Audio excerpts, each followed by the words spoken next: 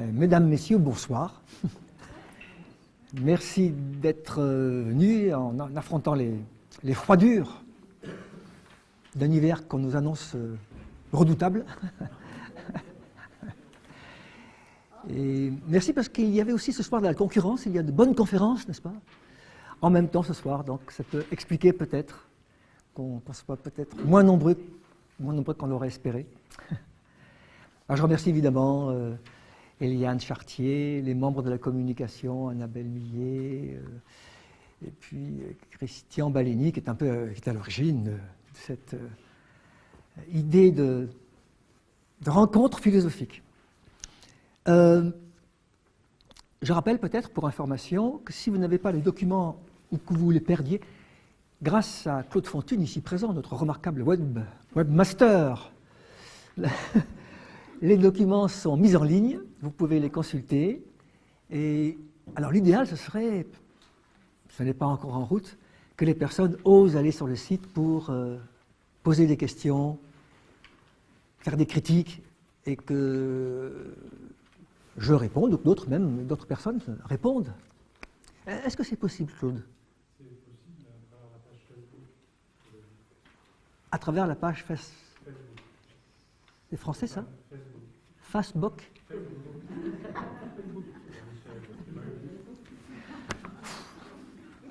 Au nom de la francophonie. Bon, très bien. Donc, les livres du visage, c'est beau. Donc il faut être inscrit sur Facebook pour... Oui, je résiste. Au nom de la francophonie. Bon, très bien. Et alors par ailleurs, comme ça se veut une rencontre plus qu'une conférence à sens unique, si vous avez des questions pendant l'exposé et dont vous pensez que ces questions permettent une réponse courte, n'hésitez pas à les poser. Si vous avez des questions dont vous pensez que la réponse exige, que la réponse soit sérieuse, un peu longue, attendez plutôt la fin, pour ne pas trop, évidemment, assurer le cours. Donc je vais essayer de parler pas trop longtemps. Tu me feras signe, Eliane, si jamais je... Non? Bon. Pour essayer de nous interroger sur cette question d'actualité, on ne peut pas faire mieux. Hein. Peut-on et doit-on moraliser l'action politique? Tout récemment, là, le cas de la question juridique de la pénalisation des clients de prostituées.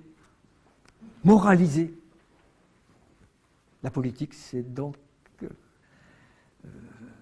punir les clients qui ont des comportements immoraux. Alors voilà, ça commence. On est déjà dans le vif. Alors voici le plan que je vous propose, pour que vous puissiez un peu vous y retrouver.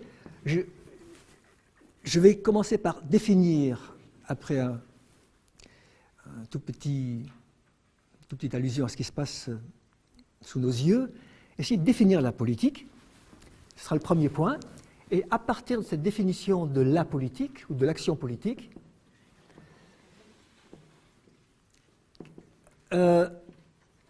formuler un problème, si possible bien posé, pour que ça ne parte pas dans toutes les directions, comme on le craint dans les débats. Et puis, une fois que ce problème sera bien posé, ou bien nous pensons que nous pouvons le résoudre, ou bien nous pensons que nous ne pouvons pas. Et il y a une solution originale à laquelle j'aimerais vous initier ce soir, qui est celle d'Emmanuel Kant. Alors c'est un peu subtil, c'est un peu un pari que je fais ce soir, hein. J'aimerais savoir si les choses que nous allons dire vont pouvoir passer. La solution de Kant,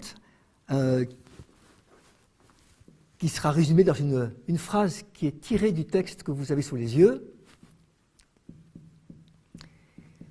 et qui est la suivante, donc un peuple de démons peut se gouverner lui-même de manière républicaine.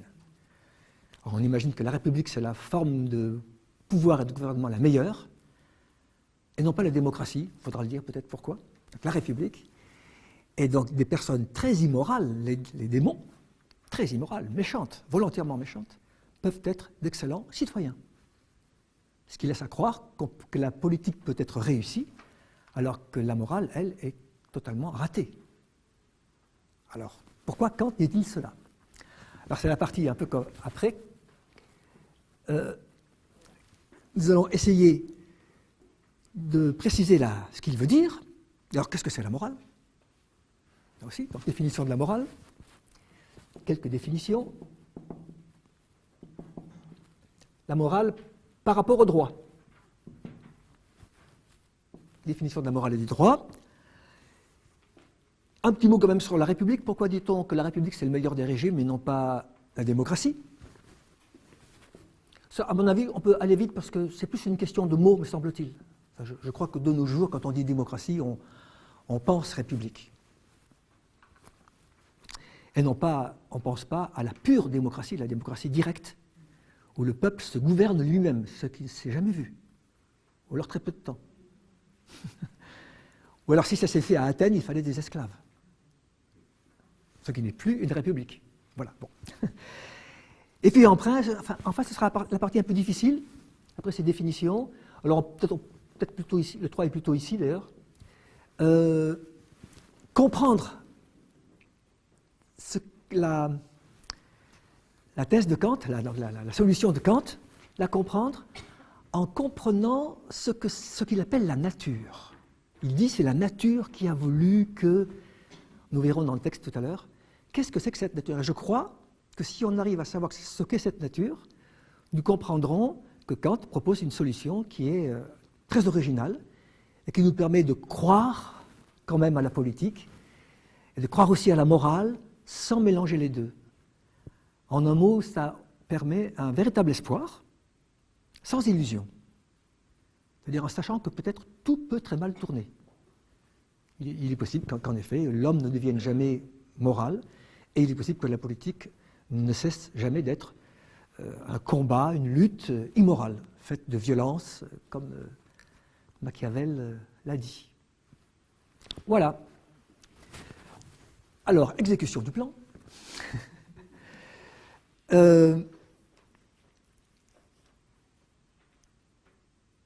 Bon, alors oui, j'ai un petit, dans le texte que vous avez sous les yeux, j'ai un petit paragraphe pour évidemment partir de l'actualité présente, vous verrez. C'est vrai qu'en gros, l'opinion publique est plutôt favorable à la moralisation de la vie politique. Je dis de manière un peu moqueuse, il est peu probable qu'on entende un jour l'opinion publique, ou ce qu'on appelle aussi le peuple, exiger au nom de l'efficacité politique que ses dirigeants soient immoraux. Peu probable. Mais alors, ce bon sens populaire, qui au fond a quelque chose de très vrai, hein, je le crois, on va essayer de le prouver, de le montrer, ce bon sens, est-ce qu'on peut le justifier? Est-il fondé? Alors il faut tout reprendre à zéro.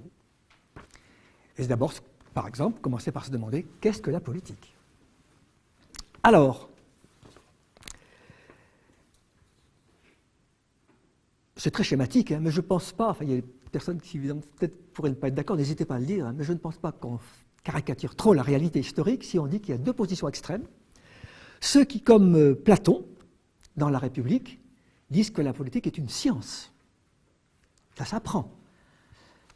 Ça distingue le vrai et le faux à propos de la vie en commun.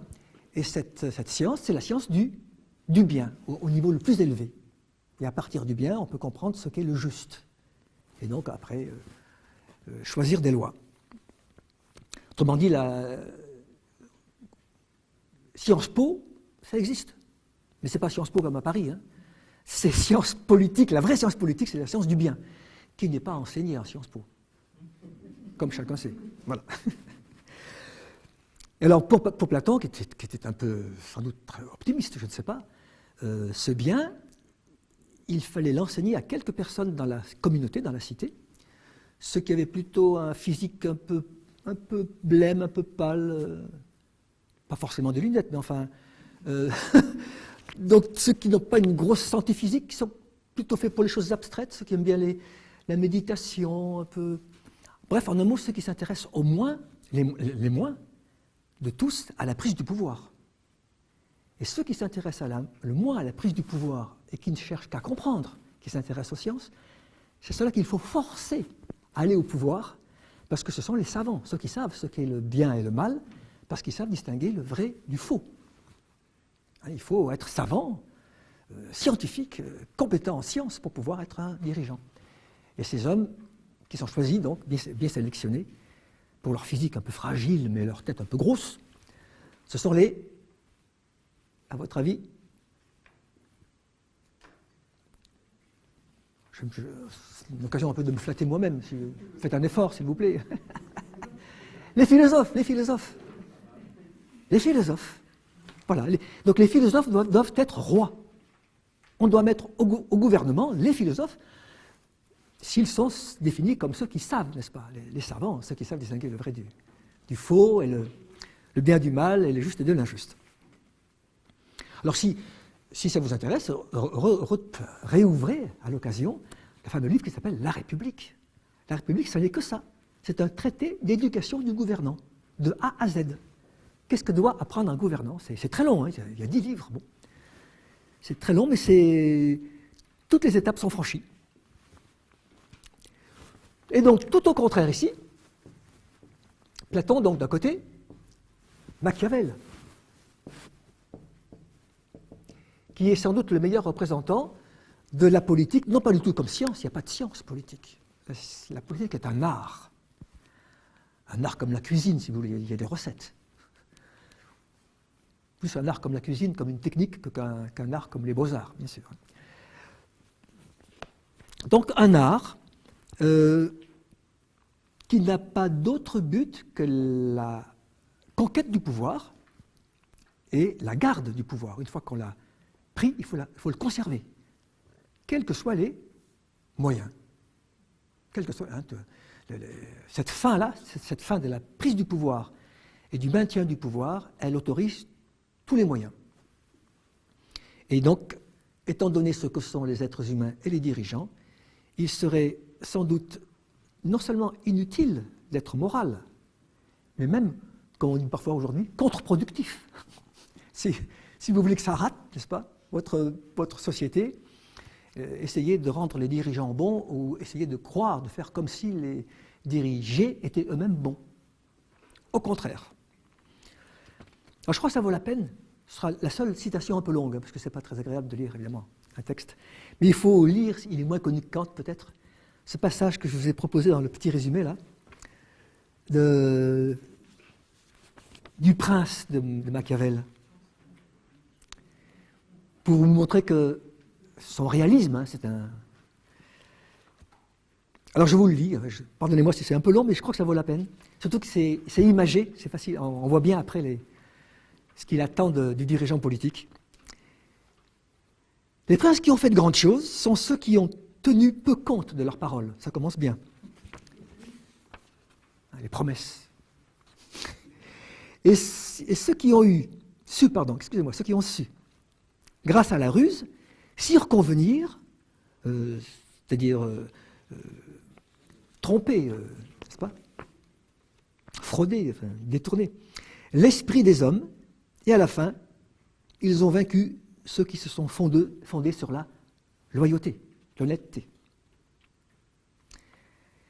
Il y a deux manières de combattre, l'une avec les lois, l'autre avec la force. La première est le propre de l'homme, la seconde, celui des bêtes. Mais comme souvent la première ne suffit pas, il convient de faire appel à la seconde. Comme le prince est contraint de savoir bien user de la bête, il doit, entre toutes les bêtes, choisir le renard et le lion. Il faut être renard pour connaître les pièges, et lion pour effrayer les loups. Donc le renard, la ruse, le lion, la force, la contrainte. Si les hommes étaient tous bons, ce précepte-là ne serait pas bon. Mais comme ils sont méchants, etc.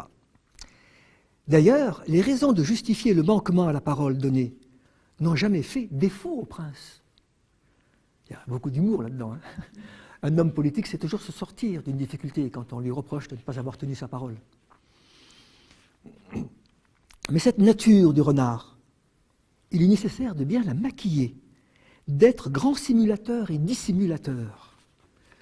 Celui qui trompe trouvera toujours quelqu'un qui se laissera tromper.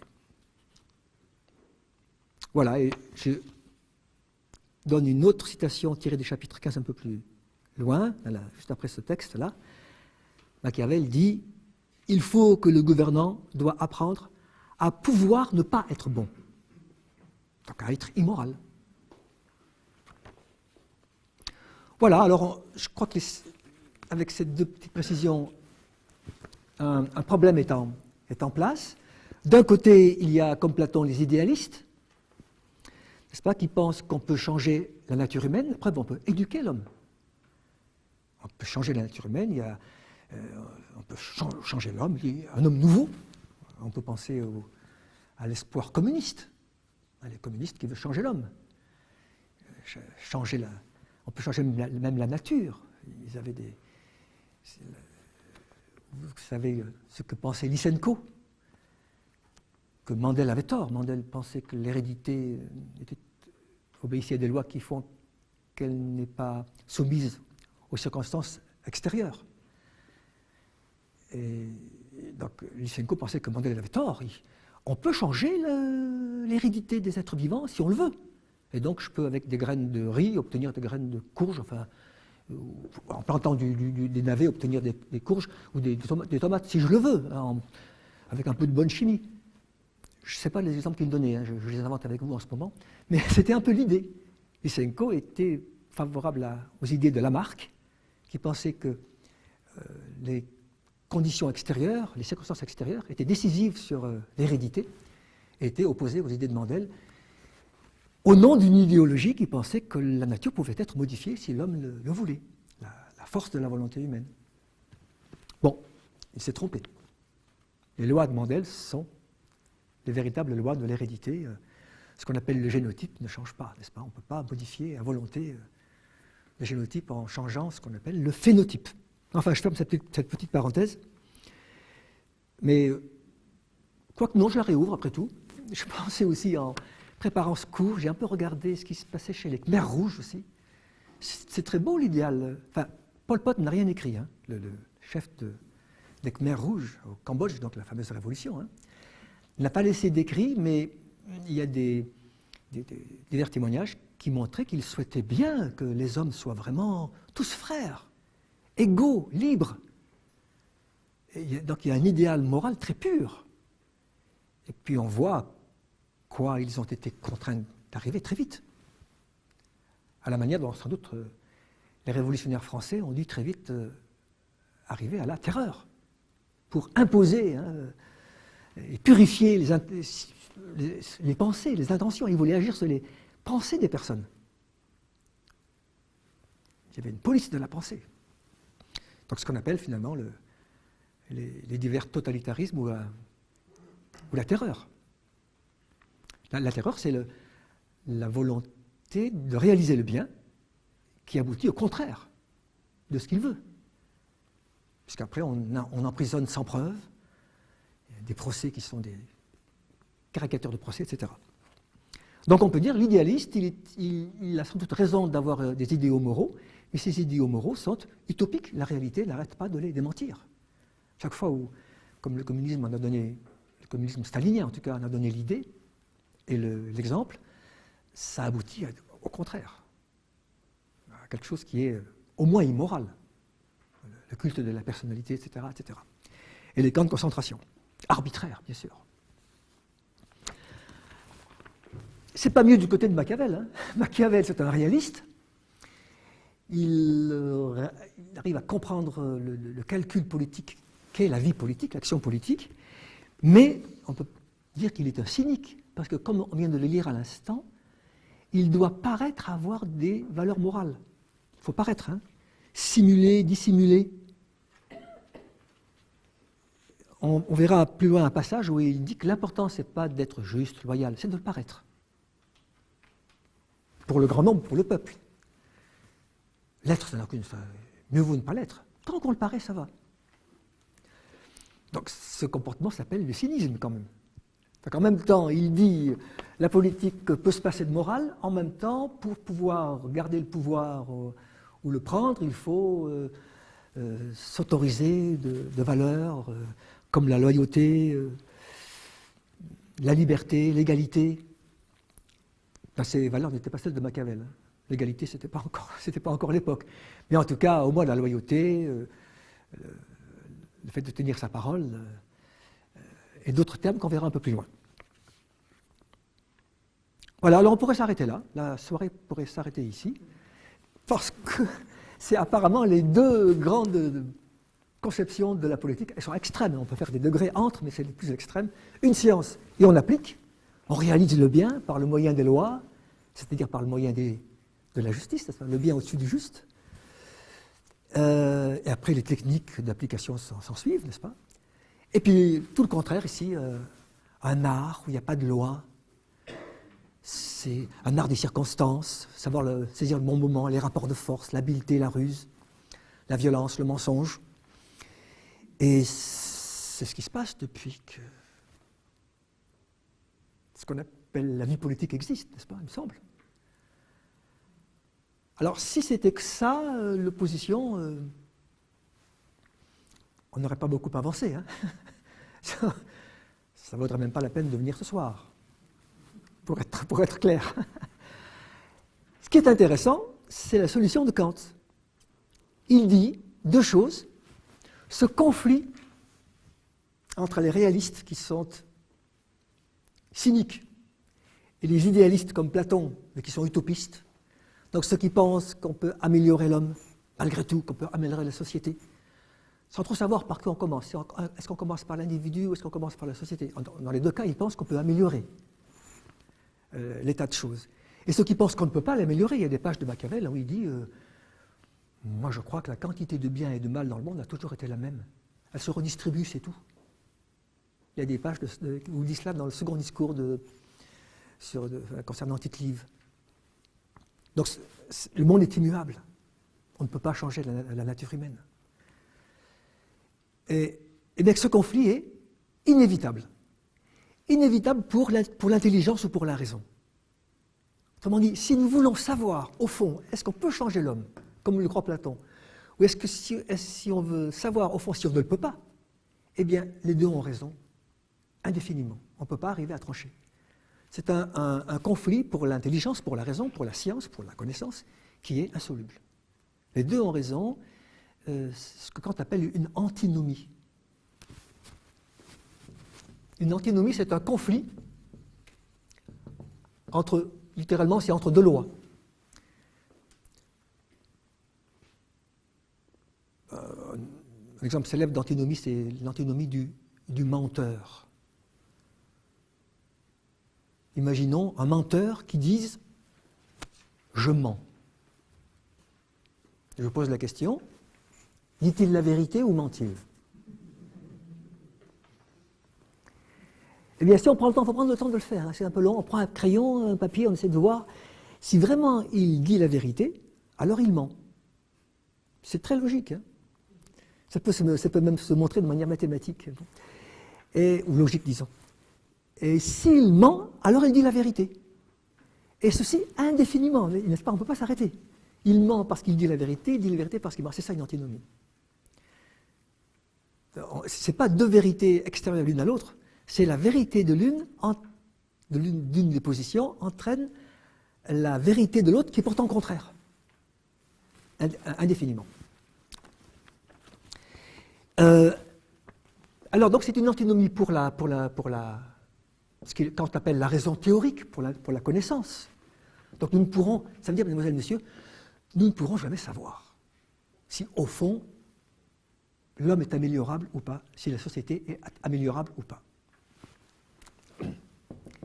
Mais ça n'empêche pas, dit Kant, d'espérer que c'est possible. Nous avons de fortes raisons, et même il le faut, c'est un devoir, de penser que l'action politique peut être moralisée. Alors ça paraît contradictoire, n'est-ce pas? Donc antinomie pour la raison, mais un espoir sans illusion. Sans illusion, parce que l'illusion, elle vient du fait qu'on croit qu'on sait.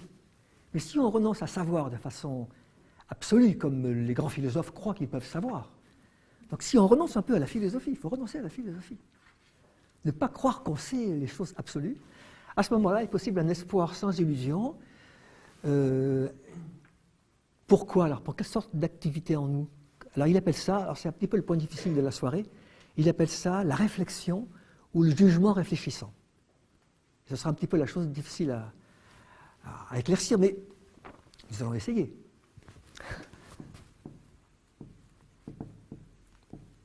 Pour le jugement de réflexion ou le jugement réfléchissant, qui est une, je vous le marque ici, n'est-ce pas, un espoir moral sans illusion. C'est juste avant le point numéro 2.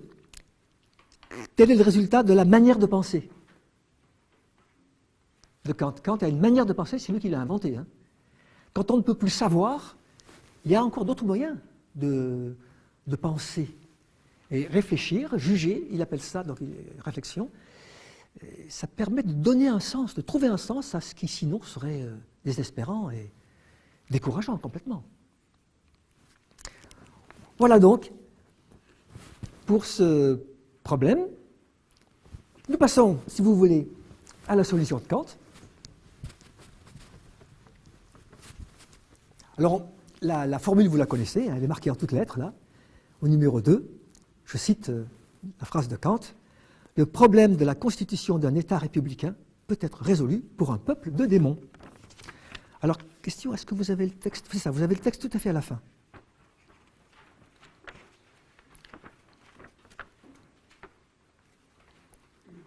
Alors, si vous voulez vérifier que je ne fais pas dire à Kant des choses qu'il ne dit pas, quand même, on peut regarder. Donc, c'est vers le milieu du texte. Voilà. Je ne sais pas si vous voyez par ici. Le problème de la constitution d'un État peut être résolu, même si étrange que cela semble, pour un peuple de démons, pourvu qu'il soit doué d'intelligence. Oui, parfois les démons sont bêtes. Ça arrive. Voilà. Et puis, puisqu'on est là, je vais peut-être vous attirer l'attention sur voilà, dès le début, là, il le dit, là. Au début, il parle de la Constitution républicaine, la seule qui soit parfaitement conforme aux droits de l'homme. Donc c'est vraiment pour lui, la République, la forme de pouvoir et de gouvernement idéal, et non pas la démocratie. Et aussitôt après, mettons la troisième phrase, il dit que la nature se sert des penchants intéressés, égoïstes des hommes. Les hommes ne sont pas des anges, dit-il plus haut, pour venir en aide à la volonté générale. Volonté générale qui est une expression de Rousseau, que Kant va reprendre. Et puis un peu plus bas encore, où est-ce qu'il parle de la nature?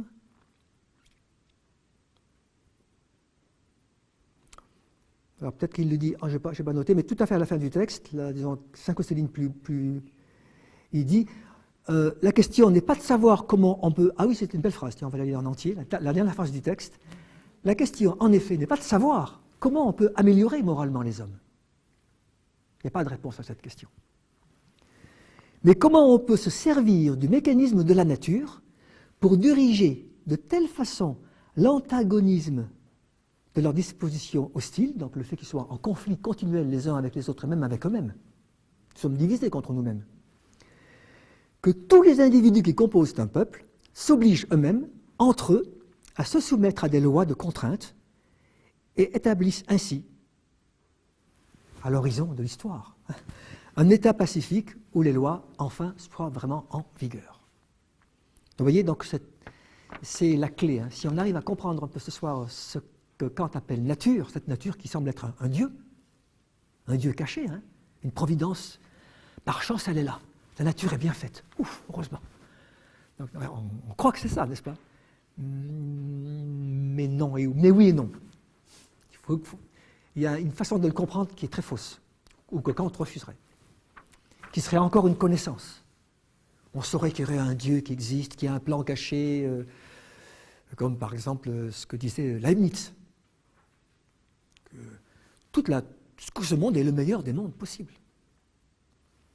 Si on pouvait se placer du point de vue de Dieu, ce monde est le meilleur des mondes possibles, malgré les massacres, les guerres. C'est le meilleur, c'est quand même dur à admettre, n'est-ce pas? Mais Leibniz l'affirmait. Il démontrait que Dieu existait, il montrait que Dieu ne peut pas faire mieux. On verra que Kant, qui admirait beaucoup Leibniz, n'était pas d'accord du tout avec lui sur ce point-là. Alors, pour pouvoir comprendre cette nature, il faut d'abord passer par quelques petites définitions, savoir ce qu'est la morale. Enfin, une petite parenthèse, un des avantages des livrets, c'est que ça vous soulage du devoir de prendre des notes. Voilà. Mais c'est vrai que sinon, dans l'idéal, chère Eliane, l'idéal serait que les gens puissent avoir une table devant eux, mais bon, quand un jour la chapelle Saint-Luc aura de l'argent...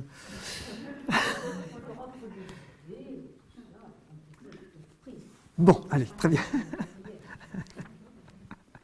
Mais c'est pas facile sur les genoux quand on veut noter quelque chose. Si, bon, très bien.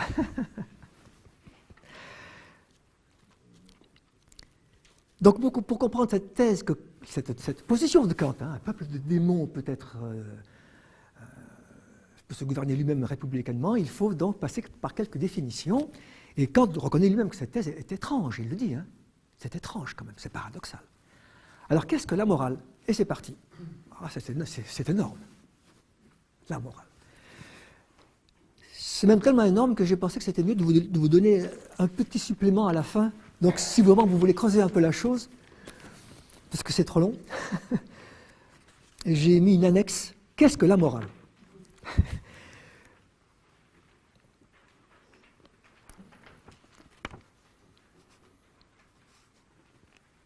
Je précise juste une petite chose qui est intéressante pour nous, pour la position de la morale, la question de la morale pour nous aujourd'hui. C'est ce qu'on appelle le pluralisme des fins. Ça, c'est assez nouveau. À partir de Rousseau, mais pas seulement, de beaucoup de recherches, si je me trompe, n'hésitez pas à me corriger, mais historiquement, il y a tout un mouvement qui a abouti à ceci. En gros, la vie publique, c'est le domaine du droit, le domaine du juste. Et la vie privée, c'est le domaine du bien, c'est la morale. Donc, droit, public, le juste, morale, privé, le bien. Et donc, à partir de ça, l'État n'a pas le droit de légiférer sur les buts, les fins, comme FINS, n'est-ce pas, des individus, ou encore les valeurs. Les fins, les buts, les valeurs, en un mot, les biens que les individus librement choisissent dans leur conscience, justement, c'est une affaire de conscience, ça les regarde. Ça s'appelle la morale, ou l'éthique.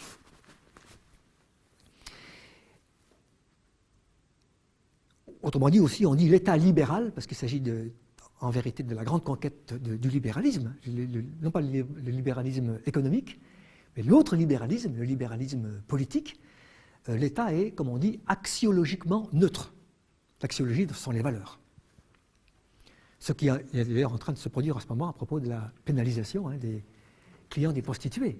L'État n'a pas à dire, à s'immiscer dans le libre choix de la prostituée. Tout le monde sait que les prostituées sont toutes libres, évidemment, de choisir, d'offrir leur corps à 50 personnes par jour différentes. J'ai un petit doute. J'ai même un gros doute. Bon. Certaines personnes disent ça. Une philosophe, n'est-ce pas, Elisabeth Badinter, dit, vous avez peut-être lu, philosophe de formation, l'État n'a pas du tout à légiférer en matière de prostitution et on peut punir le client ou la prostituée, c'est de quel droit se mettre à la place des individus pour choisir ce qui est leur bien ou leur bonheur ou leur fin. On doit se contenter de l'ordre public. Tant que l'ordre public n'est pas troublé, tant que le droit peut s'appliquer, ça va. Et au contraire, donc, Sylviane Agacinski, qui est un peu l'autre femme féministe, est à l'autre côté et dit « Oh, mais c'est un esclavage que la prostitution ». Et moi, j'aurais tendance à penser un peu comme elle, parce que je me demande, qu'est-ce que c'est pour une femme qui se prostitue, le rapport qu'elle a à son corps? Est-ce qu'elle peut dire « Mon corps, c'est moi, je suis mon corps ». Si elle dit ça, elle fait d'elle-même une chose qu'elle vend, qu'elle traite comme quelque chose qui a du prix, enfin, elle s'humilie elle-même. Elle ne peut, à mon avis, supporter son état qu'en se dissociant, qu'en étant une sorte de dualiste, une sorte de platonicienne, qui dit que le corps est un tombeau. Platon dit ça, le corps est un tombeau, c'est un jeu de mots, n'est-ce pas, soma, sema. Alors évidemment, si le corps est un tombeau, c'est pas trop gênant, quoi. On peut changer de tombeau. Comme on change de chemise. Mais si, comme beaucoup de philosophes contemporains, je pense aux philosophes phénoménologues comme Merleau-Ponty, plein de philosophes contemporains qui disent que mon corps c'est moi. Ils emploient le mot de chair. Ma sensibilité, ma chair, c'est moi. Quand on me coupe mon doigt, c'est une partie de mon moi qu'on coupe. Disent ces philosophes. Disait déjà aussi Descartes, qui était en sorte quelqu'un de très. Qui avait anticipé. Hein. C'est pas rien pour nous d'être incarnés. Et je pense, j'ai pas lu, je vous dis ça parce que j'ai pas lu cet argument dans la presse. Peut-être que ça va venir. Le débat commence à propos des prostituées, mais je pense que c'est un argument qui a du poids. La prostituée se désincarne, traite son corps comme ne devrait pas être traité un corps humain, un corps habité par un esprit. Parce que je pense que nous sommes, enfin, c'est en position philosophique, nous sommes entièrement chair, entièrement esprit. On ne peut pas dissocier. Bon. Je ferme la parenthèse sur. Et c'est exactement ça, hein, voilà, en principe, dit Madame Badinter, l'État est neutre. Alors après, vous verrez, quelques précisions, je ne pense pas.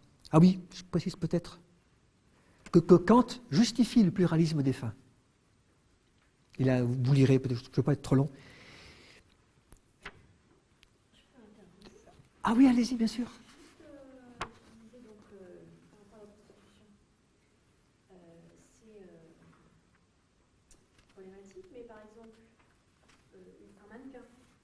Utilise aussi son corps et qui le vend d'une autre façon. Quid? C'est la même chose alors? Ou pas? C'est peut-être un peu moins intime. Ça veut dire que la sexualité serait plus intime. Il y a quelque chose de... Un peu plus. Peut-être, non? Je ne sais pas. Qui va décider ça? Non mais très bien, j'aime bien ça parce que ça. Le meilleur dans la philosophie, c'est de voir qu'il y a des problèmes. Donc ça, voilà un bon problème, en effet. Oui, très bien. Très bien. Monsieur... D'accord. Oui, je crois que c'est Orlan.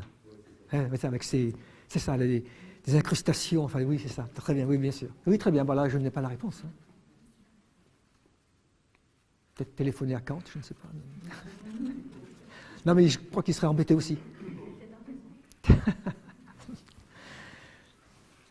Ce sont peut-être ce que Kant appelle des cas, il appelle ça la casuistique, des cas à propos desquels on ne peut pas trancher. Par exemple, il dit... comment? Ah, très bien. D'accord, très bien. La casuistique, c'est l'extrême de la morale, où à partir du moment où l'action cesse même d'être morale, là on ne peut plus. C'est la limite, les cas qu'on ne peut pas trancher. Et avant, il y a tout l'appareil de l'éthique, de la morale, avec les lois, les commandements, les devoirs envers soi-même, les devoirs envers les autres. Puis à la toute fin, Kant fait ça dans son livre sur la vertu, il y a de la casuistique. Par exemple, jusqu'à quel degré puis-je mentir par politesse?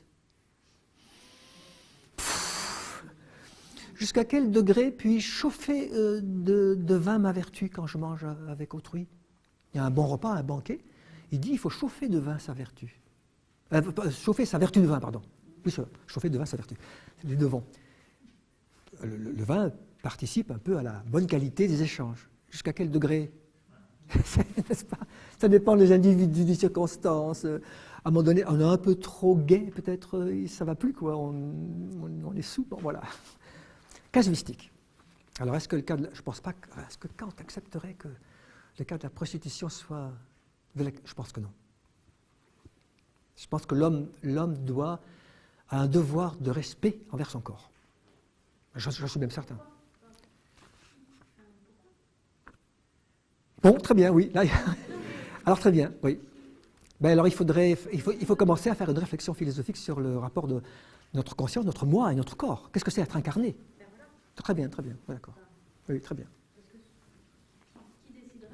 Ah oui, bien sûr. Platon dit bien que le corps est un tombeau, quelque chose d'extérieur au fond. Platon dit, je suis dans mon corps comme un pilote en son navire. Il est extérieur à moi. D'autres philosophes disent tout le contraire. Mon corps n'est pas un objet que je pilote. Je suis mon corps. Je n'ai pas de corps. Je suis mon corps. Enfin, quand on atteint à mon corps, on atteint à moi-même. Le corps n'est pas un bien commercial, patrimonial. Il est extra-commercial. Il est quelque part sacré. Je ne sais pas, un argument peut-être tout simple, bêtement parce qu'il est spiritualisé par moi, par mon esprit.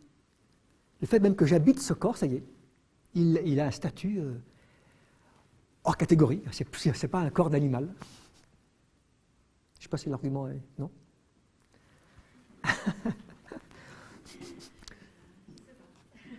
Le fait que nos corps soient capables de parole. Ce sont les seuls corps comme ça, capables de parole. Donc ils sont habités par un esprit. La parole étant le pouvoir de donner du sens, de trouver la vérité. Le corps, il sait aussi, indépendamment de l'esprit, parler, je pense, du ça, c'est qui est incroyable. Mm. Le corps est habité par l'esprit, l'esprit est habité par le corps, si je puis me permettre. Vous voyez? Il y a une union, il y a une union. On ne peut pas dissocier. Oui. Le corps parle aussi tout seul. Ah, Un cas de maladie, par oui, oui, oui, bien sûr, bien sûr. D'accord. Nous échappe. Oui. Oui. Avec l'hypothèse qu'il y a un inconscient mental, par exemple. Chez les hystériques, des choses comme ça, par exemple, non? D'accord. Je précise, il y a aussi des hommes, enfin, des êtres humains masculins qui sont hystériques. Hein, on a tellement pris l'habitude d'accuser d'hystérie seulement les femmes, bon, à cause de l'origine du mot, n'est-ce pas, qui est, comme chacun sait, utérus. Alors, on revient à la morale.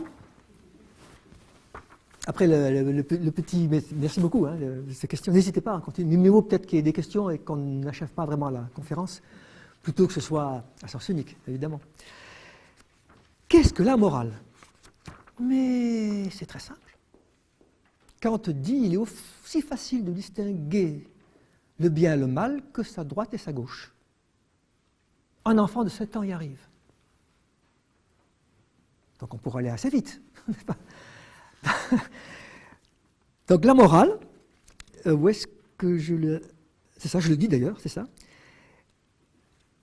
Alors, comment le faire comprendre? La pure morale, c'est être capable de vouloir pour soi quelque chose que je crois que tous les autres en même temps peuvent valoir en même temps que moi, sans qu'il y ait contradiction. Je sais pas, par exemple, en classe, des élèves qui veulent sortir de classe un peu avant l'heure pour ne pas faire la file d'attente à la cantine. Monsieur, on peut sortir avant? Oui, très bonne initiative, jeune homme, jeune gens, très bien, jeune fille. On fait comme Kant, n'est-ce pas? On va universaliser votre règle. Donc, universaliser, c'est se demander, et si tout le monde fait comme nous? Et là, le silence se fait. Ils comprennent que ce n'est pas trop la peine d'assister. Donc, un petit garçon, une petite fille de 7 ans, à l'âge de raison, comprend très bien ça. Mais monsieur, mais j'ai envie de faire ça, mais je ne le fais pas parce que si tout le monde fait comme moi... Donc, ils ont compris. Le tout le monde fait comme moi, c'est l'universel. Donc, toute action que je peux universaliser est moralement bonne. Elle peut être, comme dit Kant, une loi pour l'humanité. Par exemple, dire la vérité. Eh bien, je peux imaginer une société où tout le monde dise la vérité, où personne ne mente. C'est cohérent. Est-ce que je peux imaginer maintenant une société où les individus prennent comme règle le mensonge? Impossible. On ne peut pas être. Un peuple de menteurs ne peut pas exister. Il faut au moins qu'il y ait un pauvre individu, une pauvre poire, qui croit, n'est-ce pas, que ce qu'on lui dise est vrai. Sinon, le mensonge ne fonctionne plus. Pour que le mensonge puisse fonctionner, il faut que quelqu'un le croie. Mais si la personne à qui je mens me ment, si en plus elle sait que je lui mens, si moi en plus je sais qu'il... C'est fini. Donc, il est très, très certain, c'est très logique, n'est-ce pas? Le mensonge n'est pas universalisable. La vérité, si. Alors vous allez me dire, monsieur, vous êtes dans les bisounours, ça n'existe pas, un peuple où tout le monde dit la vérité. Mais la philosophie, elle ne cherche pas à décrire la réalité, elle cherche la cohérence des idées. Je cherche l'idée, là. Est-ce que c'est possible un peuple où tout le monde dit la vérité, où personne ne mente? Oui. Est-ce que c'est possible un peuple? Non. Voilà. C'est ça le travail philosophique. Puis une fois qu'on sait ça, ça change tout. Je peux savoir, après, dans la vie concrète, pourquoi c'est mal de mentir, pourquoi c'est bien de dire la vérité. Pareil pour le vol. Un peuple où tout le monde respecte la propriété, c'est possible. Un peuple où tout le monde vole, non. Vous ne pouvez pas voler les voleurs. Pas... Hein, on est d'accord. Très bien. Il faut au moins qu'une personne qui soit honnête, qui soit propriétaire, et qui se laisse voler sans savoir qu'il se fait. Bon. Sans à son tour être un voleur. Alors,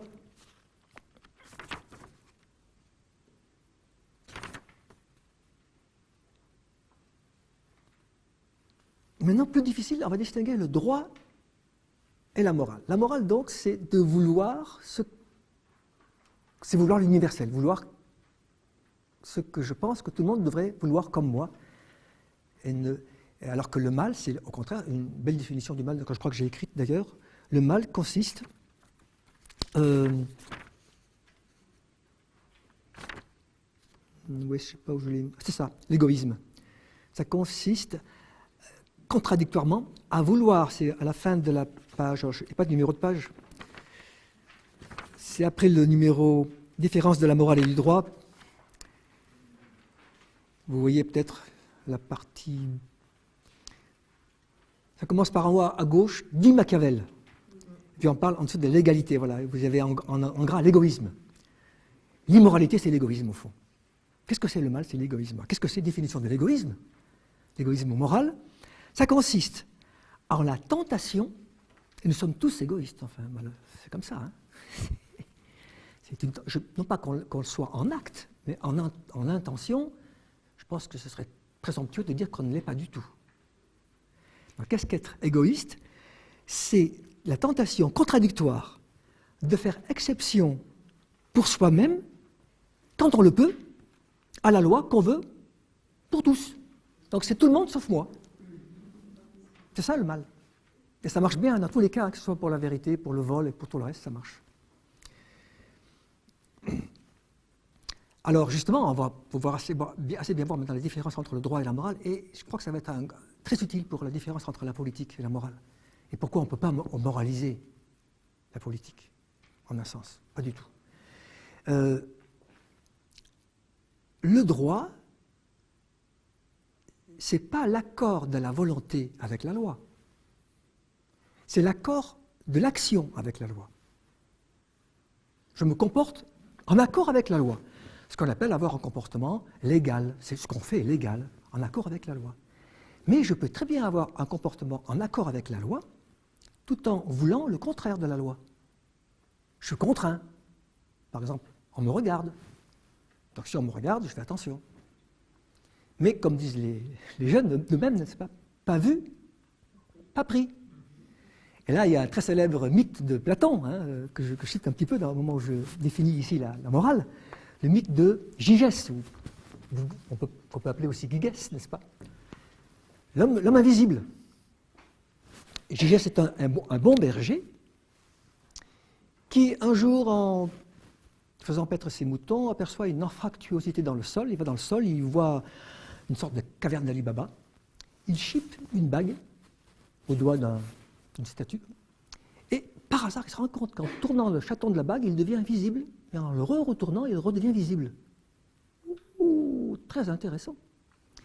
Et on le voit, ni deux, dévaler de sa montagne, où il était un bon berger soumis aux lois, aller tuer le roi, coucher avec la reine et devenir l'homme le plus puissant du pays. Mais comme il est invisible, personne ne sait qu'il est immoral. Tout le monde le croit parfaitement moral. Toutes ses actions demeurent en accord avec la loi. Donc voilà un homme parfaitement légal, dont toutes les actions sont légales, conformes au droit, et dont aucune des volontés n'est conforme à la morale. Tout ça grâce au fait qu'il y a en nous le paraître et l'être, n'est-ce pas? Le paraître, c'est la visibilité, à cause du corps, n'est-ce pas, Annabelle Millet, le corps quand même. La visibilité. Et puis l'invisibilité, c'est la pensée, l'intention. Et donc, c'est un vieil acquis que Kant reprend, il dit la morale, ça regarde que moi, c'est le domaine de l'intention, ce qui signifie, entre parenthèses, que personne n'a le droit de juger moralement autrui, ce qui est très, très difficile à faire, n'est-ce pas? Nous n'avons le droit de juger moralement que nous-mêmes. La conscience, ça me regarde, comme on dit, hein, c'est très juste. Ou ça regarde Dieu si on pense que Dieu est le garant de la loi morale. Par contre, nous avons le droit, évidemment, de juger les autres à leurs actions extérieures, leurs gestes et leurs faits, leurs paroles. Ça, c'est le domaine du droit. Et on peut être l'un sans être l'autre. On peut paraître ce qu'on n'est pas. On peut paraître juste sans l'être, et on peut être injuste sans le paraître. Ce qu'on appelle une erreur judiciaire. Évidemment, tout le monde pense à Socrate. Socrate, pour autant qu'on le croit, hein, on n'est personne dans le cœur de Socrate, mais on pense que c'était quelqu'un d'honnête et de droit, et il s'est fait accuser de violer les lois de la cité, de corrompre, etc., la démocratie et la jeunesse. Donc il a été condamné à mort, alors qu'apparemment c'était un homme moral. Donc, grosse différence entre la morale et le droit, n'est-ce pas? La morale l'accorde la volonté avec la loi, avec ce qu'on doit faire, mais parfois je n'y arrive pas. Je peux être bien intentionné, je suis malhabile ou les circonstances font que je passe pour quelqu'un d'illégal, enfin, dont la conduite va contre la loi. Et à l'inverse, je peux avoir un comportement légal, donc paraître parfaitement juste et être au fond constamment immoral, constamment égoïste, sans que personne ne le sache. Et des gens peuvent mourir comme ça, couverts d'honneur, avoir une réputation magnifique, et être du début à la fin des méchants, des mauvaises personnes, n'est-ce pas? Personne ne le saura, on peut l'imaginer. Alors maintenant, on peut comprendre un peu mieux comment un peuple de démons peut se gouverner républicainement. Un peuple de démons, ce sont des êtres très immoraux. Un démon, c'est quelqu'un d'intelligent et quelqu'un de méchant. Et donc, il va calculer les meilleurs moyens pour arriver à ses fins égoïstes. Alors, quelle est la société où il peut le plus agir, le plus librement pour satisfaire ses fins égoïstes? C'est la société où la liberté est la plus grande. Or, quelle est la société où la liberté est la plus grande? La République. Donc, la société idéale pour un démon, c'est la République. Et non pas la démocratie. Oui? Parfait. Oui, oui. L'Iran, c'est une république, c'est une démocratie. Le Danemark, c'est un royaume et c'est une démocratie. Ça vient aux explications. Ça me semble nécessaire. Absolument, oui, très juste, très juste. Alors, il faut dire, il y a aussi république et démocratie dans le sens qu'emploient les historiens, qui n'est pas tout à fait le sens qu'emploient les philosophes, qui est un peu plus proche du vocabulaire juridique. Mais je reconnais qu'il y a une vraie ambiguïté. Hein. Alors, traditionnellement, on dit la démocratie, c'est le pouvoir, hein, kratos, la force, le pouvoir. Il y a trois choses. Du peuple, ça provient du peuple, ça c'est possible, si le peuple est souverain. Donc on dit le peuple fait la loi. C'est ce que Rousseau appelle la volonté générale. Le peuple. Alors, la volonté générale qui est la volonté, non pas, c'est pas une somme de volontés particulières. La volonté générale, c'est la volonté de ce qui est général. Comme tout à l'heure pour la morale. Je suis moral quand je veux quelque chose que tout le monde doit pouvoir vouloir avec moi. Et je suis un bon citoyen, que quand je vote, je me dis qu'est-ce que c'est qui est le meilleur pour tous. Pas pour moi, qui suis agriculteur, prostitué ou autre chose. C'est vrai. Donc la volonté de ce qui est général, on pourrait même dire ce qui est universel, la loi. Ça c'est possible, donc souveraineté du peuple. On peut dire aussi le pouvoir du peuple pour le peuple. Donc le peuple s'applique à lui-même la loi qu'il veut pour tous. Et à ce moment-là, on est magnifique, tout le monde a les mêmes droits. La loi est la même pour tous. Mais là, il y a un hic, c'est par le peuple. Est-ce que le peuple peut se gouverner lui-même, c'est-à-dire siéger, délibérer, pour proposer des lois, discuter les lois, les voter? Ça s'est passé à Athènes, on a vu que c'était impossible. Hein. Ils étaient à l'agora, mais pendant ce temps-là, les femmes, les esclaves et les métèques travaillaient. D'où la phrase de Rousseau, qui est assez connue, il dit « Seul un peuple, comment on dit, voilà c'est ça, exactement, c'est s'il existait un peuple de Dieu, il se gouvernerait démocratiquement. » Pourquoi? Les dieux ne travaillent pas, parce qu'ils n'ont pas de corps. Tiens, c'est avantageux, tiens. Ils n'ont pas de corps, ce sont des purs esprits. tout le temps qu'on passe à s'occuper de son corps, n'est-ce pas, c'est réglé. Ils peuvent parlementer des nuits entières, ils n'ont même pas besoin de dormir. Ça arrange les choses.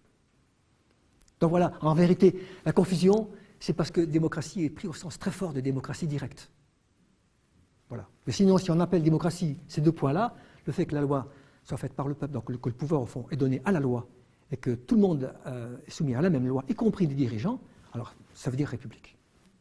C'est ça. Alors même, dans ces conditions,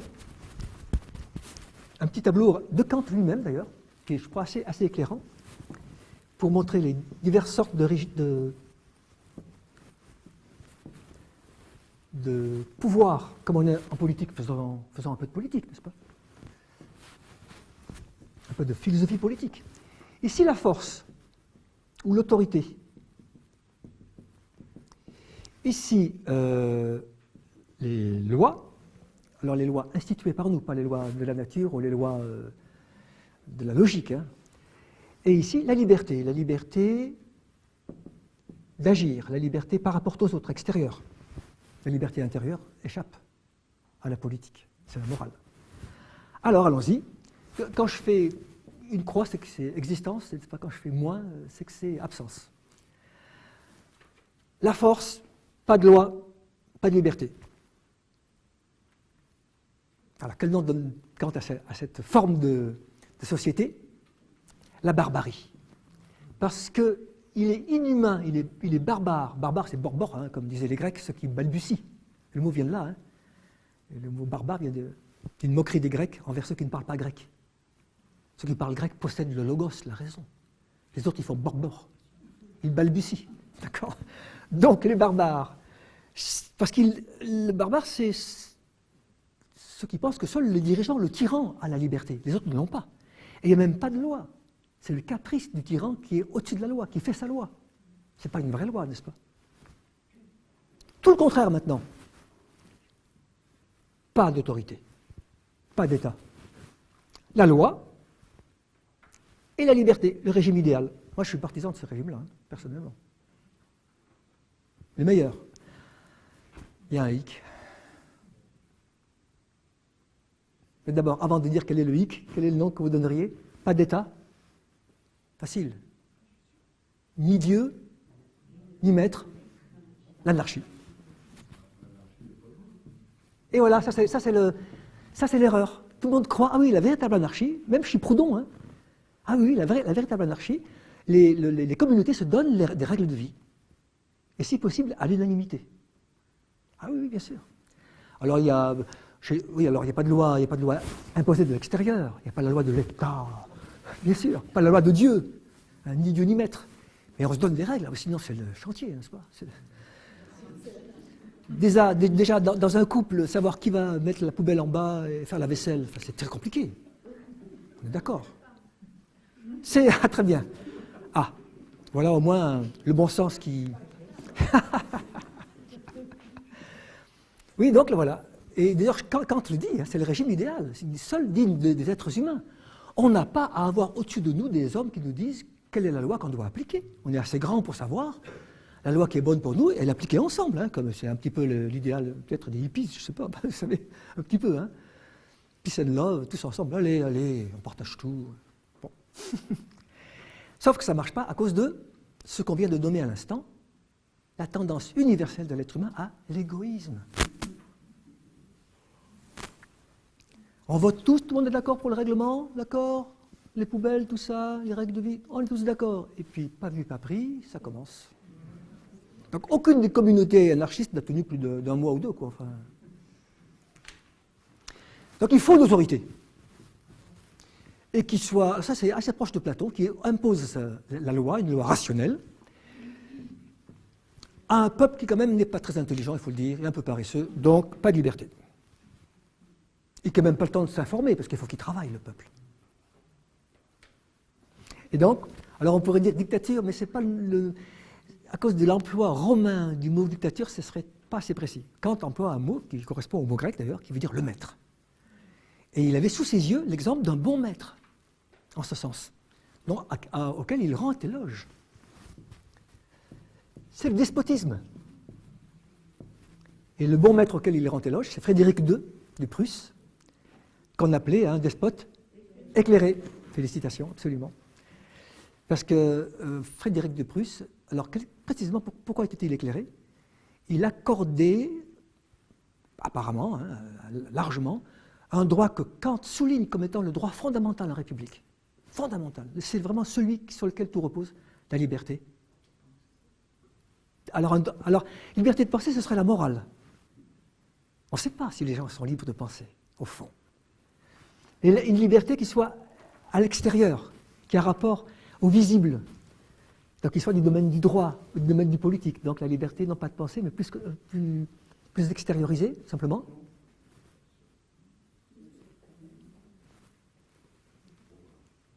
Comment j'ai pas entendu? C'est encore intérieur, c'est trop intérieur. Oui. Il y a trop d'intériorité dans votre réponse. Donc oui, je crois qu'un droit sans lequel il n'y a pas de liberté, de s'informer, et après de se décider, de voter, etc. La liberté d'expression, c'est-à-dire la liberté de la presse. Il insiste, il dit, on peut dire même que Kant fonde le journalisme en philosophie. C'est le premier à dire que le journalisme a une valeur fondamentale en politique. Les autres ne le... Il parle aussi de la publicité des lois. Il faut que les lois soient Alors, publicité, ce n'est pas la remarque, n'est-ce pas? C'est rendre publiques les lois. Une loi ne doit jamais être secrète ou cachée. Ce qui est le cas ici. Le despote non éclairé, a des lois que le peuple ne doit pas connaître. Alors, Frédéric II était un despote éclairé, une sorte de despotisme amélioré, parce qu'il autorisait la libre critique dans la presse. Et puis enfin, vous avez deviné, des croix partout, à la fois la force, la loi et l'autorité et la liberté, c'est la République. Qu'on peut donc, oui, appeler démocratie aussi. C'est-à-dire que il faut distinguer ceux qui font la loi et ceux qui l'appliquent. La force applique la loi, c'est pas elle qui l'a fait. Le gouvernement ne fait pas la loi.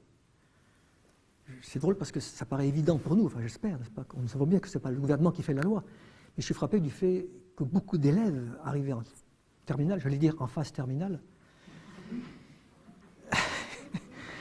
ne savent pas ça. Ils disent, mais c'est le gouvernement qui fait les lois. J'ai beaucoup de peine à leur dire, mais si vous ne comprenez pas que si vous dites ça, vous êtes despote. Le pire étant de dire que c'est le président de la République qui fait la loi. Donc voilà, un petit éclaircissement sur les diverses formes d'autorité et de pouvoir possibles. Il n'y a pas d'autres possibilités. Alors, si on faisait un calcul, on pourrait faire d'autres croix et d'autres moins, n'est-ce pas, dans le tableau. Mais on pourrait croire ceci, on pourrait croire qu'il pourrait y avoir un plus ici, sans qu'il y ait un plus ici. Autrement dit, on pourrait croire qu'il pourrait y avoir de la liberté, sans qu'il y ait de loi. Or ça, c'est impossible. C'est pour ça que le tableau est réduit à juste 4 lignes, alors qu'il pourrait y en avoir beaucoup plus, n'est-ce pas? Si on fait une combinatoire, on peut prolonger. Car la grande idée, c'est qu'il n'y a pas de liberté politique sans loi. La loi permettant à chacun d'avoir les mêmes droits. Et dans la mesure où on a les mêmes droits, on est autant libre l'un que l'autre. La quantité de liberté est la même. C'est ça la liberté de droit. Et alors maintenant, je ne sais pas si on continue toujours. Oui, ça va, c'est pas... Le point un peu difficile,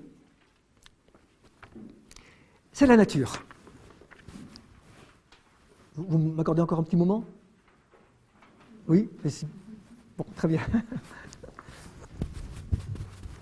Qu'est-ce que c'est cette fameuse nature-là pour comprendre un peu ce que Kant appelle la pensée réfléchissante.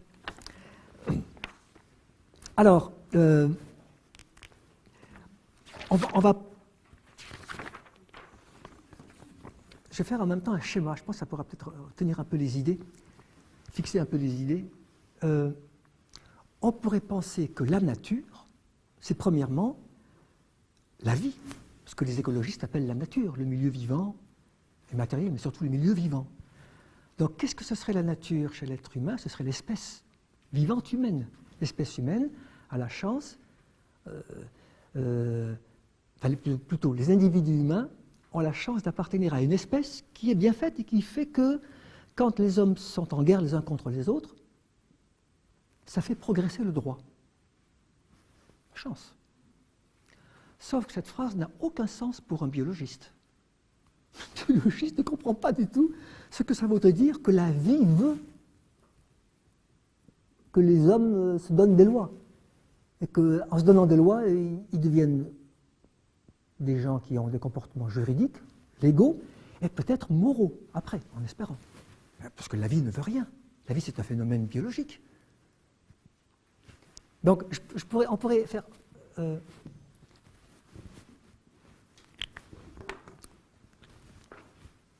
ça devient chaud, ça devient rouge, donc ça doit être ça. C'est le point difficile. En partager une sorte de... C'est une vue d'ensemble de la philosophie de Kant. Ici, on va dire, ce sont les phénomènes. Les phénomènes, c'est toutes les choses qui tombent sous le sens. Les choses pour nous.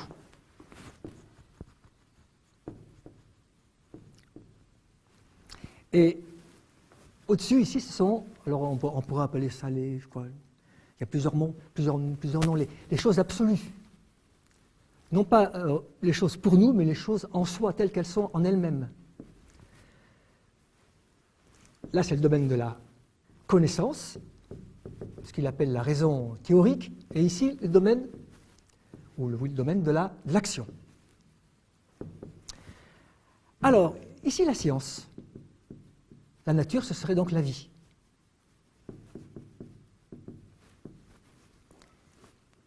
Donc, qu'est-ce que fait la science? Elle fait de la vie quelque chose d'objectif, qu'on peut mesurer, qu'on peut calculer. Ça arrive, elle arrive à faire ça, n'est-ce pas? Chacune de nos cellules comporte 46 chromosomes, on sait d'où ils viennent, 23 du papa, 23 du... Enfin, c'est prodigieux qu'on puisse calculer, qu'on puisse compter les chromosomes. On connaît les lois de l'hérédité, on a tout à l'heure parlé de Mendel, ce sont des lois. Donc la vie n'est pas une chose absolument mystérieuse, elle est objet de science en effet. Mais tout ça c'est mécanique. Quand je mélange les petits pois comme faisait Mendel ou les fleurs, je sais d'avance ce qui va se produire. Il n'y a pas d'intention, il n'y a pas de volonté là-dedans. En un mot, la science, elle cherche des causes mécaniques qui excluent la liberté. Pas de liberté. Les êtres vivants ne choisissent pas ce qu'ils font.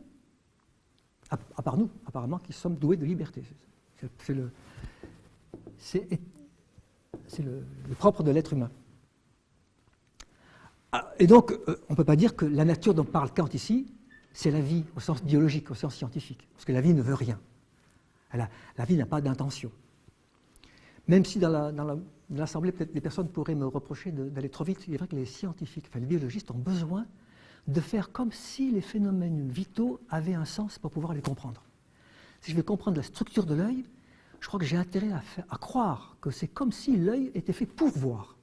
Si je suppose ça, qui ne se voit pas, n'est-ce pas, évidemment, je comprends mieux comment c'est fait. Si je veux arriver à comprendre la fonction de l'œil uniquement en cherchant comment la structure du cristallin de la rétine produit la vision, j'aurais du chemin à faire. Hein. C'est beaucoup plus rapide de supposer. Mais ça, c'est une simple supposition. Donc Kant dit ça. Supposition qui n'a aucune valeur objective, qui n'a pas de valeur scientifique. C'est pour mieux chercher, mieux trouver. Maintenant, la vie, qu'est-ce que c'est? Dieu. Ça semble bien être une providence, n'est-ce pas? Dieu, qui serait là, une réalité absolue, je marque dans mon texte là, inconditionnel, ça dépasse les phénomènes, la cause première du monde, donc Dieu aurait un plan caché, et c'est lui qui ferait que nous donnerions des lois. Il y a un progrès du droit qui nous permet un espoir. Erreur, car Kant a démontré que lorsque les hommes veulent connaître les choses absolues, ils entrent dans des contradictions insolubles. Ce sont ce qu'il appelle les antinomies, principalement les antinomies. Les philosophes, et c'est une chose qui choque un peu ceux qui découvrent la philosophie, les philosophes n'arrivent pas à se mettre d'accord entre eux sur le fond des choses. Qu'est-ce que c'est que le monde? Qu'est-ce que c'est Dieu? Qu'est-ce que c'est moi? Ce sont les trois grandes idées pour Kant. Personne n'a de réponse.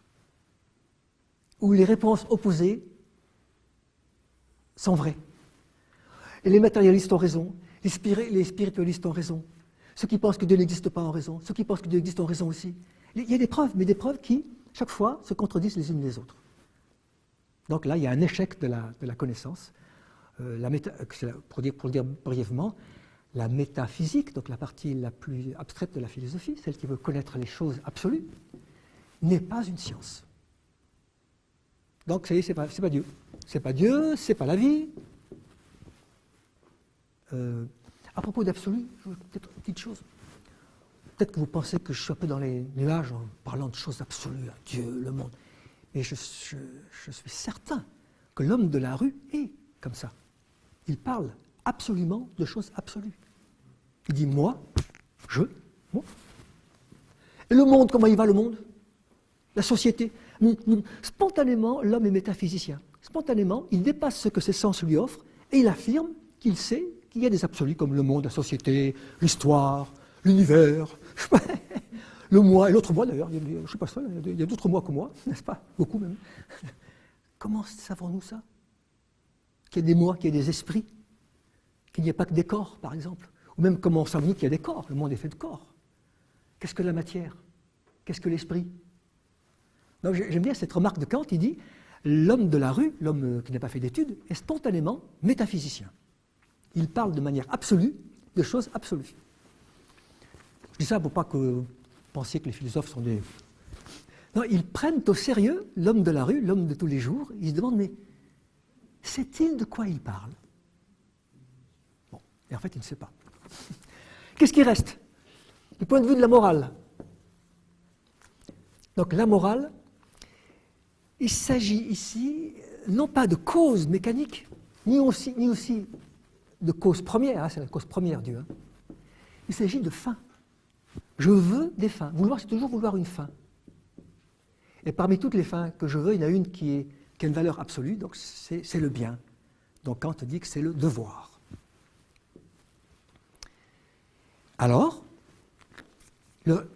si cette fin c'est le bien, voyons voir comment s'y prend la nature. Est-ce que j'ai le droit de dire que ces phénomènes que je vois dans l'histoire sont moraux? Est-ce qu'il est bon que les hommes fassent la guerre pour pouvoir après choisir des bonnes lois, des bons droits? Est-ce qu'il est bien que les hommes soient méchants, violents, comme dit Machiavel, pour pouvoir après? Mais non. Évidemment non. Si vraiment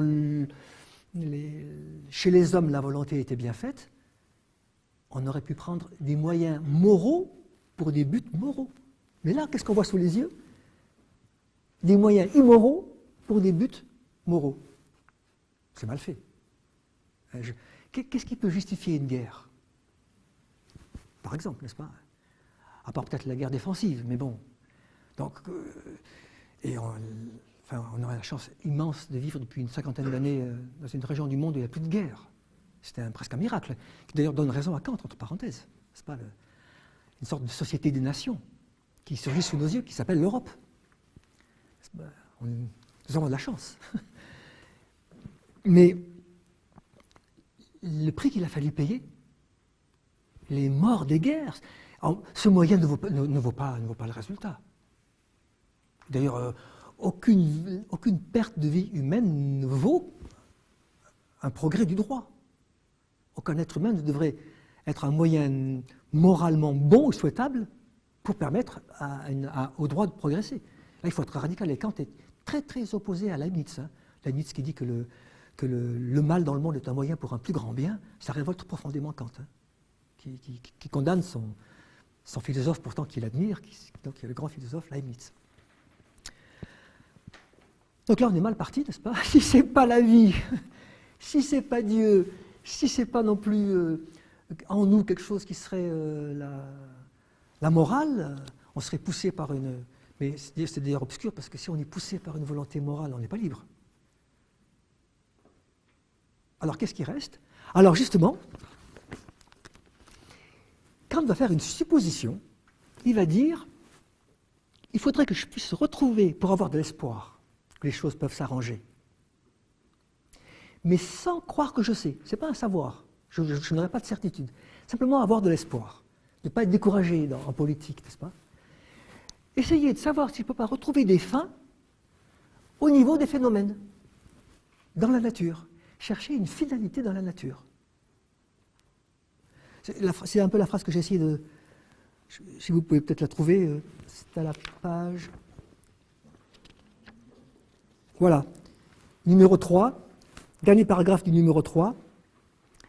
On a écarté 3 manières de penser qui sont fausses, n'est-ce pas, pour comprendre la nature. Et puis maintenant, je dis, tout se passe comme si Kant posait la question suivante, en gros.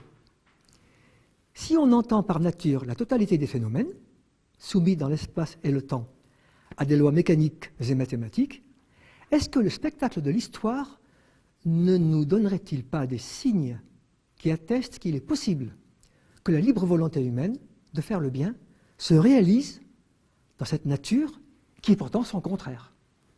Là, on a des causes mécaniques partout. Est-ce qu'il est possible qu'il y ait des causes finales, comme des intentions? Et il en voit 3. Alors justement, l'être vivant, il dit, je ne peux pas comprendre ce qu'est un être vivant sans faire comme si c'était fait pour quelque chose. L'œil est fait pour voir. Mais j'en sais rien, ce n'est pas une science. Hein. Et ça, voilà une pensée réfléchissante. Et après, je vais essayer de comprendre ce que c'est que l'être vivant. Donc il y a les êtres vivants, les œuvres d'art. Quand on a affaire à une œuvre d'art, ça ne peut pas s'expliquer de manière mécanique. Ce sont des êtres singuliers, uniques, qui ne peuvent pas être expliqués par des causes, par des lois générales. Et puis enfin, à part tout ce qu'on appelle la beauté des œuvres d'art ou la beauté dans la nature, les événements sociaux.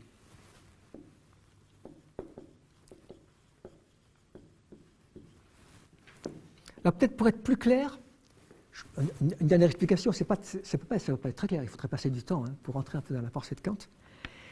Mais en gros, je crois que ce n'est pas tout à fait faux.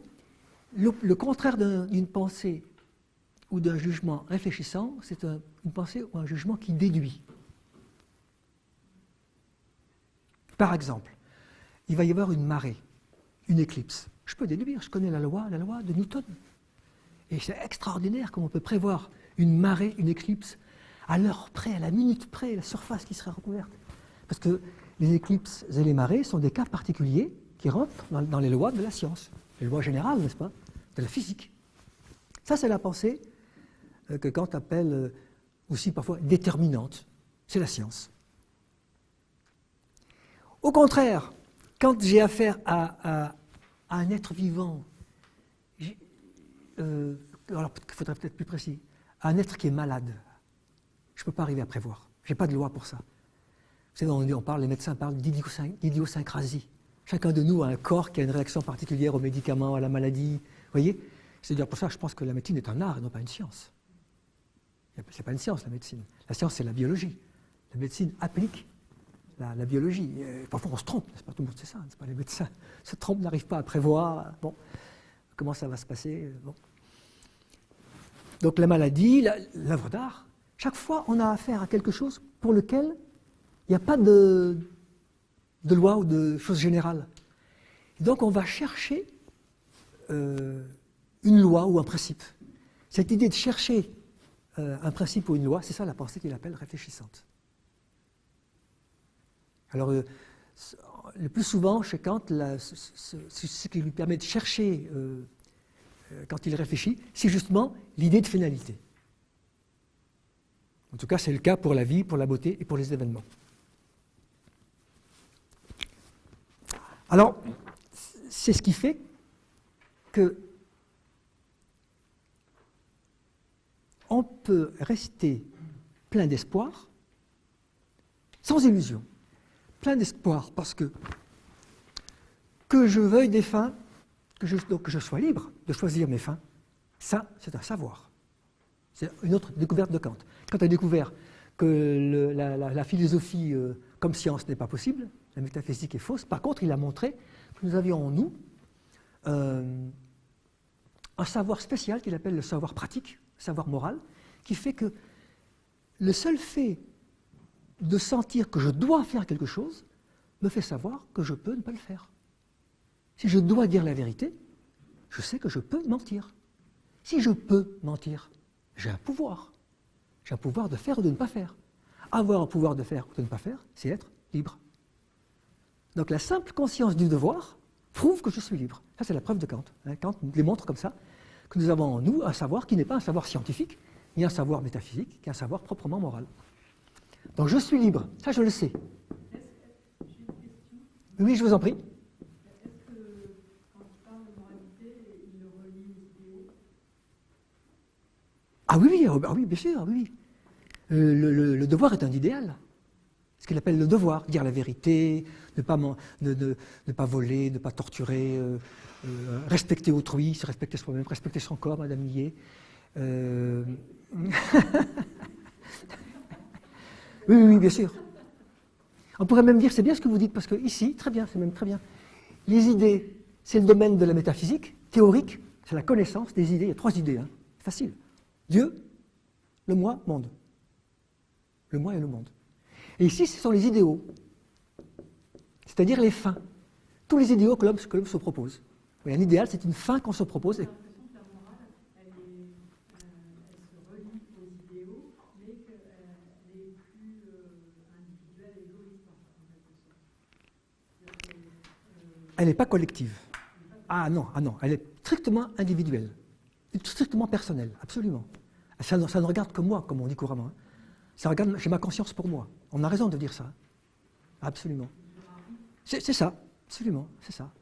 Et c'est très dur parce que ça implique, encore une fois, qu'on ne doit pas juger autrui, moralement. On ne peut le juger que juridiquement ou que légalement. Ce que personne ne fait. N'est-ce pas? On passe tout son temps à dire celui-là, vraiment, c'est un hypocrite. Qu'est-ce qu'on en sait?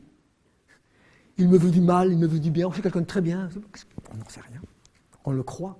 On devrait dire qu'on ne fait que le croire, n'est-ce pas? Et donc,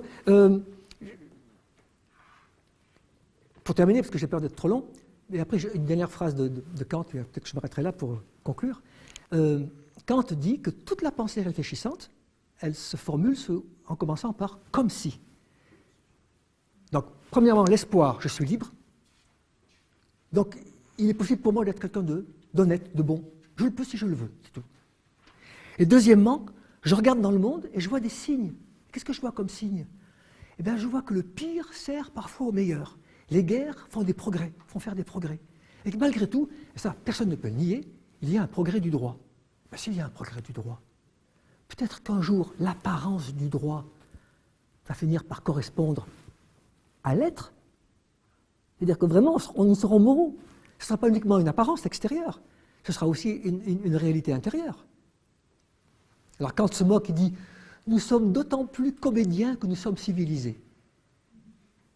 Et donc j'ai ajouté à la fin un petit paragraphe sur ce qu'il appelle la schöne Schein, la belle apparence. Il dit « C'est très bien la belle apparence ». Les gens disent « Ces personnes qui veulent paraître morales, qui veulent qu'on dise du bien d'elles, quelle hypocrisie ». Mais Kant dit « C'est très bien ». Le fait que tout le monde cherche à vouloir paraître bon, paraître honnête, c'est très bien. Peut-être qu'un jour ça finira par devenir vrai. Et enfin, c'est définitivement ambigu. Ça rejoint la politesse, n'est-ce pas? La politesse, c'est sincère ou c'est pas sincère? Comment voulez-vous savoir? Et donc c'est très drôle, il dit, il a même des pages amusantes. Hein, la vie sociale était une sorte de jeu comme ça, avec plein d'inconnus, c'est une sorte de théâtre, de comédie, on ne sait pas ce que nous pensons les uns des autres. Mais ça n'empêche pas d'espérer que ça va s'arranger, qu'on finira par devenir un peu moins mauvais que peut-être on l'est au fond. Et il dit, n'est-ce pas, je cite juste avant la conclusion, « Les hommes sont dans l'ensemble d'autant plus comédiens qu'ils sont civilisés, ils adoptent l'apparence du désintéressement sans tromper personne. » Donc c'est pas immoral. Sans tromper personne. Tout le monde sait bien que c'est qu'on fait semblant. « Oh, comment vas-tu ?»